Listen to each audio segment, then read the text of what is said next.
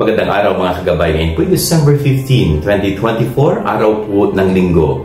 Third Sunday of Advent na po. Ito yung tinatawag na Gaudete Sunday.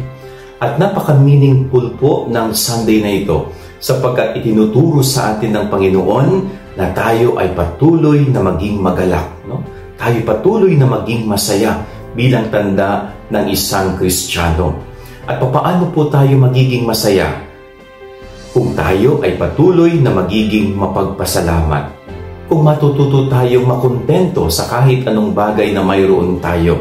Sa mga simpleng bagay, sa mga maliliit na bagay na kaya nating magalak, na kaya nating magpasalamat, ay katangian po yan ng isang masayang Kristiyano.